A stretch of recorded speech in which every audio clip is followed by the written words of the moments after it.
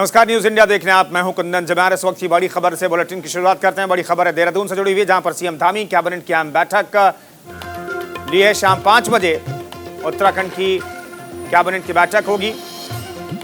अहम बैठक इसे मानी जा रही है। कई अहम मुद्दे पर धामी कैबिनेट की मोहर लग सकती है। चारधाम देवस्थानम एक्ट को वापस लेने पर भी मंजूरी कैबिनेट की ली जाएगी। विधानसभा के शीतकालीन सत्र में पेश किया जाएगा एक्ट। 9 और 10 दिसंबर को देहरादून में विधानसभा में एक्ट भू कानून में संशोधन पर कैबिनेट की लग सकती है मुहर।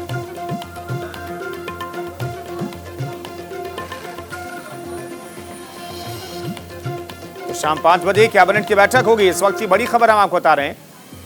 धामी कैबिनेट की बैठक शाम 5 बजे होगी। कई अहम प्रस्ताव इस बैठक में चर्चा के लिए लाए जाएंगे, जिन पर कैबिनेट की मुहर लगेगी। सबसे महत्वपूर्ण यह है कि देवस्थानम बोर्ड को भंग करने का सरकार ने जो फैसला लिया है, उस पर भी कैबिनेट की मुहर लगेगी। ये उम्मीद की जा रही है शीतकालीन सत्र के दौरान इस एक्ट को वापस सरकार ले लेगी आधिकारिक तौर पर विधानसभा के अंदर, लेकिन कैबिनेट की मुहर उससे पहले जरूरी है। तो इसलिए कहा यह जा रहा है कि कैबिनेट की मुहर इस मसले पर लगेगी। महत्वपूर्ण ये बैठक है, 5 बजे ये बैठक होगी। तो इस वक्त की बड़ी खबर हम आपको बता रहे हैं। धामी कैबिनेट की बैठक आज शाम 5 बजे होने जा रही है। होमगार्ड निदेशालय में होमगार्ड्स और नागरिक स्थापना दिवस पर रैतिक परेड का आयोजन किया गया, जिसमें मुख्यमंत्री पुष्कर सिंह धामी शामिल हुए। सीएम धामी ने कोविड ड्यूटी में शामिल सभी होमगार्ड्स के जवानों को 6-6 हजार रुपए प्रोत्साहन राशि देने की घोषणा की। होमगार्ड्स और नागरिक स्थापना दिवस पर सीएम धामी ने 100 बेड की बैरक का भी लोकार्पण किया। मैं आज के इस अवसर पर आप सभी जवानों के हौसले को भी सलाम करता हूं तथा आप सभी के उज्जवल भविष्य की कामना करता हूं।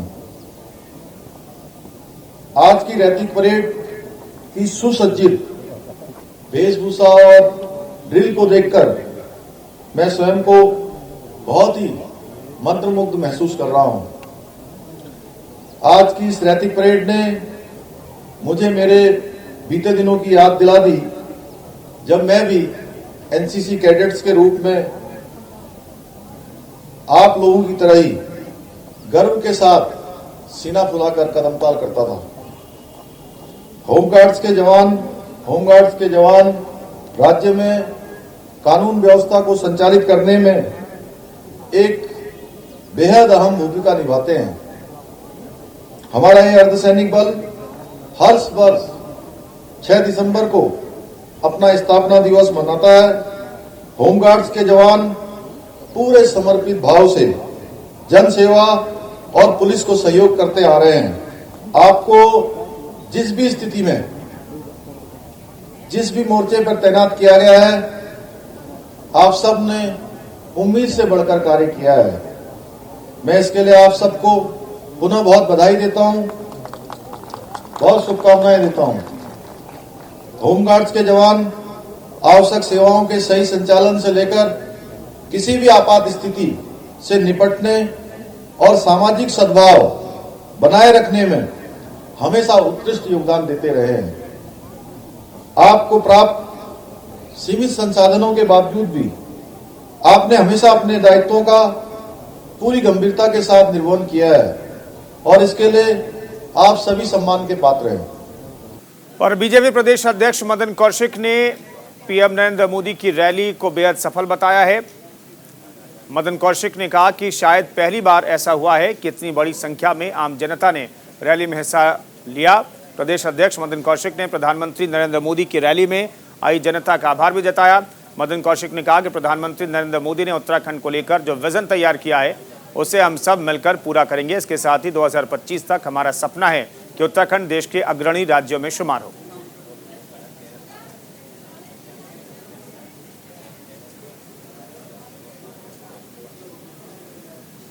कल की अपार भीड़ वो निश्चित रूप से एक संदेश देती है कि 2022 में डबल इंजन की सरकार पुणे 2017 से बड़ी विजय के साथ इस राज्य में बन रही है। कल देश के प्रधानमंत्री आदरणीय नरेंद्र मोदी जी ने जिस प्रकार से लगभग 18,000 करोड़ की घोषणाओं का 18,000 करोड़ की योजनाओं का लोकार्पण और शिलान्यास किया, ये निश्चित रूप से अपने आप में बहुत ही उत्तराखंड राज्य की विकास की दृष्टि से बढ़ते हुए कदम है। आदरणीय प्रधानमंत्री जी ने जिस प्रकार से बेहतर कनेक्टिविटी और सुविधाओं में पर्यटन की दृष्टि से हम आगे कुछ वर्षों में देश के सर्वश्रेष्ठ राज्य बने, इस दिशा में एक 2025 का रोड मैप खींचा है। निश्चित रूप से वो हमारे लिए एक पाथे होगा। संजय पुंडीर हमारे सहयोगी इस खबर पर बातचीत करने के लिए हमारे साथ जुड़ रहे हैं। संजय, जिस तरीके से प्रधानमंत्री की मौजूदगी में जो सफल रैली हुई, उससे ऐसा लग रहा है कि बेहद उत्साहित है बीजेपी, और बीजेपी के प्रदेश अध्यक्ष इसी के मद्देनजर आगे के रोड मैप का भी जिक्र कर रहे हैं। बिल्कुल कुंदन, 4 तारीख को हुई विजय संकल्प रैली का अब कहीं ना कहीं जो बीजेपी नेता है वो आभार व्यक्त कर रहे हैं, जनता का आभार व्यक्त कर रहे हैं। हालांकि जिस तरीके से भव्य एक रैली हुई है, प्रधानमंत्री नरेंद्र मोदी देहरादून के परेड ग्राउंड पहुंचे थे, और जिस तरीके से उत्तराखंड वासियों को एक बड़ी सौगात दी है। हालांकि 18,000 करोड़ की जो योजनाएं थी शिलान्यास से उनका लोकार्पण किया है, तो जनता बेहद खुश नजर आ रही है। हालांकि इन्होंने कहा है कि बहुत सही रैली रही है। हालांकि 2022 के जिस तरीके से चुनाव है उसके मूड में पूरी तरह बीजेपी दिखाई दे रही है। यूं तो भारतीय जनता पार्टी लगातार ही जिस तरीके से पीएम का दौरा था तो उसको लेकर लगातार ही पहले से उत्साहित थी, तो उसके बाद अब जी बिल्कुल संजय, जो भीड़ जुटी उससे ऐसा लग रहा है क्या बीजेपी के प्रदेश अध्यक्ष को भी कि चुनाव में जाने से पहले इतनी भीड़ संकेत दे रही है कि हवा तो बीजेपी के पक्ष में ही बह रही है।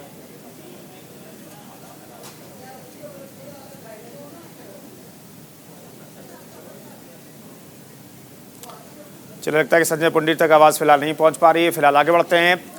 किन्नौर कांग्रेस रिकांगपियो में असहाय और जरूरतमंद लोगों के लिए कपड़े बांट रही है, जिसके लिए कपड़ा बैंक का आयोजन किया गया।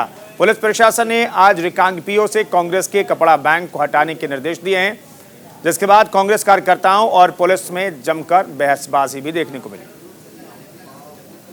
तो यहां पर गरीब लोगों को कपड़ा देने के लिए कपड़ा बैंक कांग्रेस ने खोला है, लेकिन पुलिस के अधिकारियों ने कहा है कि यहां से ये कपड़ा बैंक हटाएं, जिस पर तू मैं की स्थिति भी देखने को मिली। दरअसल जरूरतमंदों के लिए यहां पर कपड़ा ठंड के मद्देनजर कांग्रेस की पहल के बाद मुहैया करवाया जा रहा है। यहाँ होना ये चाहिए था कि इन लोगों को, जो प्रशासन को, हमारे जो अच्छे कामों को देखते हुए हमें जो है प्रमोट करना चाहिए था, हमें सपोर्ट करना चाहिए था, हमें मोटिवेट करना चाहिए था और हमें सम्मानित करना चाहिए था, ताकि जो है आगे भी और लोग भी जो है हमारे इस जो है सराहनीय कार्य को देखते हुए आगे भी वो जो है मोटिवेट होके इस तरह के जो है समाज सेवा के काम करे। बल्कि यहाँ हो ये ऐसा रहा है कि यहाँ जो है प्रशासनिक जो है राजनीतिक दबाव डाल के प्रशासन के द्वारा जो है जनहित के कामों को जो है बंद। तो रिकांगपियो में कांग्रेस के कपड़ा बैंक को लेकर के पुलिस प्रशासन को आपत्ति है। इस कपड़ा बैंक को हटाने के लिए कहा गया है, लेकिन इन सब के बीच तू मैं की स्थिति देखने को मिली है। संजय पुंडीर हमारे सहयोगी इस खबर पर बातचीत करने के लिए हमारे साथ जुड़े हुए हैं। संजय, कांग्रेस तो यहाँ पर लोगों की मदद करने के लिए कपड़ा बैंक खोल रही है, कांग्रेस यहाँ पर लोगों की मदद करना चाहती है ठंड से पहले, लेकिन पुलिस प्रशासन को क्या आपत्ति है? अब बिल्कुल जिस तरीके से कांग्रेस ने 10 दिनों के लिए कपड़ा बैंक लगाया, हालांकि जो गरीब लोग हैं, जो असहाय लोग हैं, सर्दी के बचने के लिए कांग्रेस ने ये एक कपड़ा बैंक लगाया, तो इसी को लेकर कहीं ना कहीं पुलिस को आपत्ति। हालांकि पुलिस ने कई तरह के आरोप भी लगाए कि अतिक्रमण है सड़क पर, हालांकि कहीं ना कहीं इसमें राजनीतिक भी नजर आ रही है। तो ऐसे में कहा जा सकता है कि कई दिनों का भी अल्टीमेट भी दिया गया है और साफ कहा है कि अगर ये कपड़ा बैंक जल्द ही नहीं हटा तो इन पर कार्यवाही भी की जाएगी। जी कुंदन। बिल्कुल, तो संजय पुंडीर ये जानकारी दे रहे हैं कि अगर जल्द से जल्द यहाँ पर से कपड़ा बैंक नहीं हटाया गया तो आगे कार्रवाई की जाएगी। बने रहिए संजय, दोबारा लौटेंगे आपके पास। देहरादून में विधानसभा के 9 और 10 दिसंबर को आयोजित होने जा रहे शीतकालीन सत्र को लेकर नेता प्रतिपक्ष प्रीतम सिंह ने सरकार को घेरा है।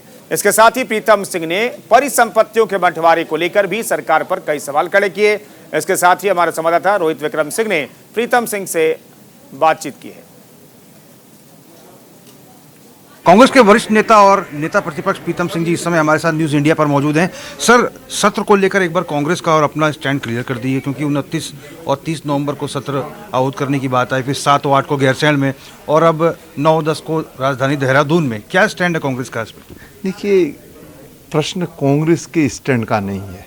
प्रश्न ये है कि ये सरकार जो है सत्र की तिथि कौन सी होगी उसे तय नहीं कर पाई।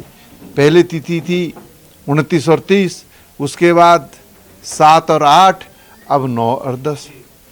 अब ये 9-10 अगर सही तिथि है तो सरकार निर्णय ले वो कहाँ जो है सत्र कराना चाहती है। जहाँ भी सरकार सत्र आहूत करेगी कांग्रेस के तमाम विधायक वहाँ जाएंगे।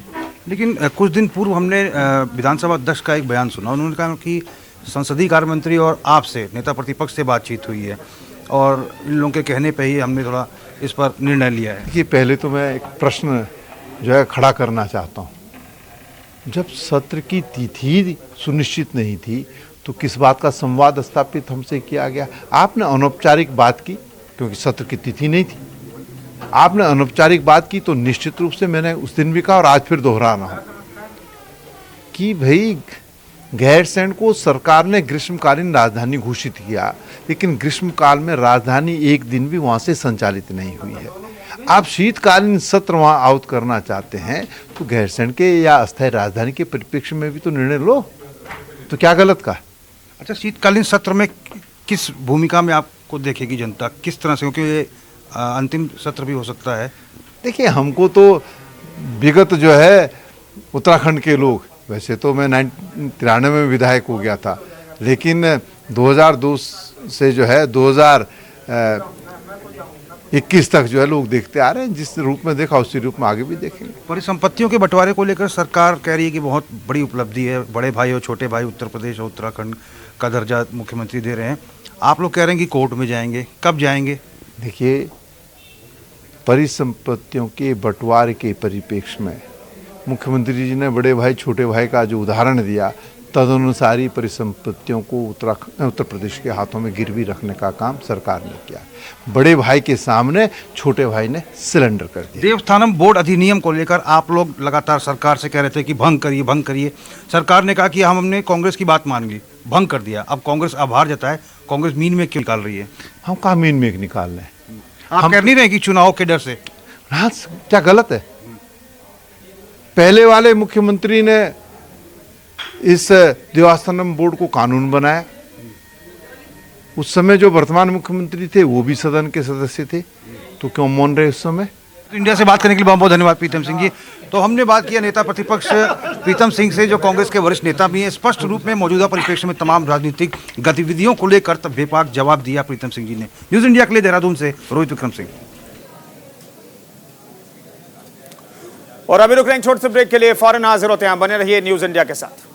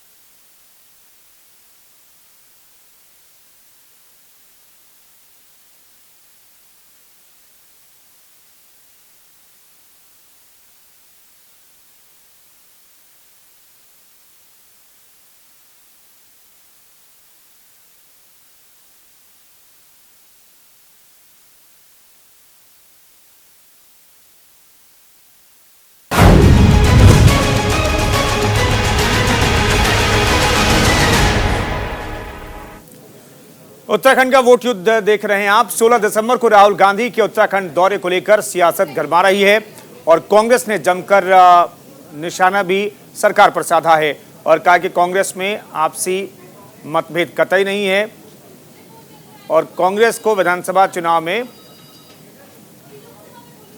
जीत मिलने का पूरा भरोसा है।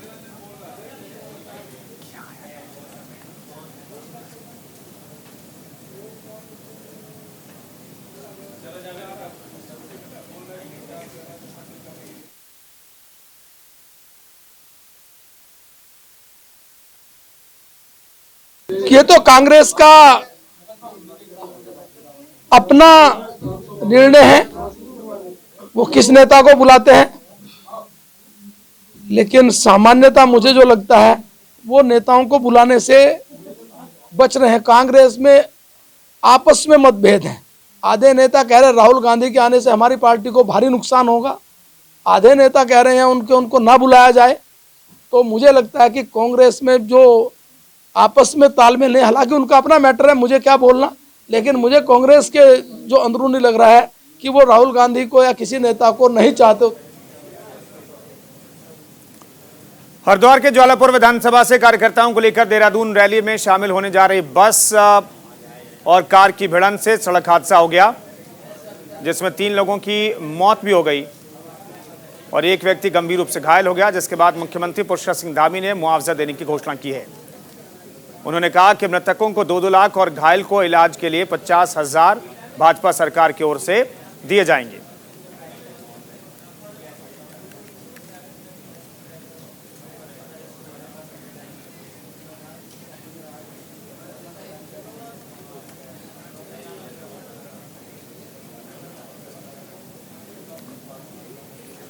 रुड़की विधायक प्रदीप बत्रा ने देहरादून में हुए पीएम नरेंद्र मोदी की रैली को लेकर के उसे सफल बताया और जनता का आभार भी व्यक्त किया है और कहा कि प्रधानमंत्री ने जो उत्तराखंड के लिए विकास कार्यों की घोषणा की है उससे रुड़की नहीं पूरे उत्तराखंड को लाभ मिलेगा।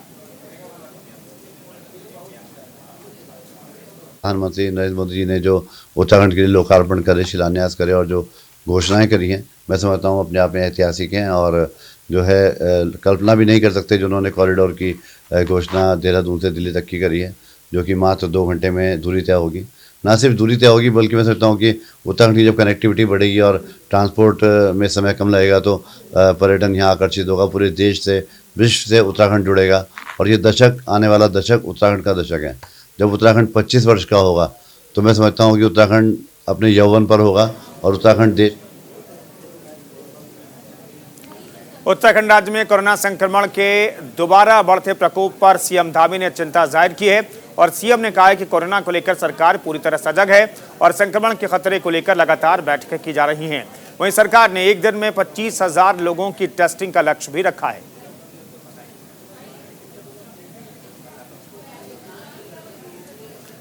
तो ओमिक्रॉन का खतरा वैसे भी बढ़ रहा है, लेकिन इन सब के बीच लगातार उत्तराखंड में भी जो मामले आ रहे हैं कोरोना के, उससे लेकर के सरकार चिंतित है। सरकार की तरफ से ये कहा गया है कि हम लगातार टेस्टिंग और ट्रेसिंग का काम कर रहे हैं। खुद मुख्यमंत्री धामी ने कहा है कि 25,000 टेस्ट कराने का लक्ष्य स्वास्थ्य विभाग के सामने रखा गया है। रैंडम टेस्टिंग की जाएगी जिससे कोरोना के मामलों को पकड़ा जाएगा, ट्रेसिंग की जाएगी, ट्रैकिंग की जाएगी जिससे कोरोना के मामलों को नियंत्रण में रखने में कामयाबी हासिल होगी।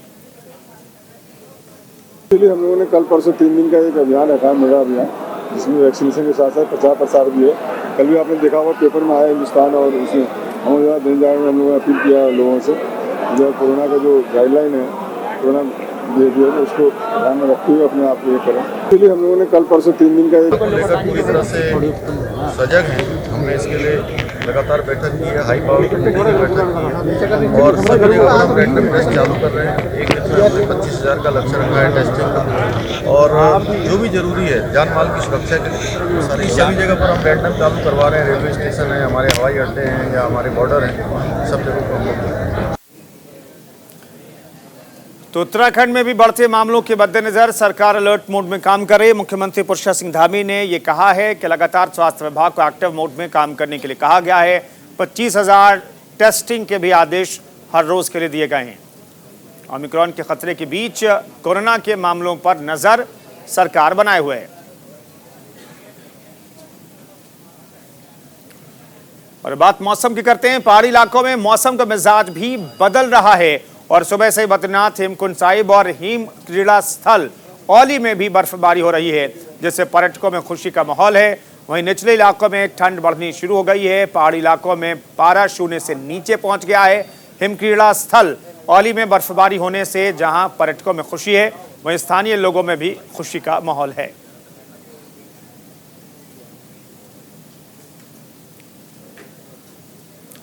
और अभी रुक रहे हैं छोटे से ब्रेक के लिए, फौरन हाजिर होते हैं। बने रहिए न्यूज इंडिया के साथ।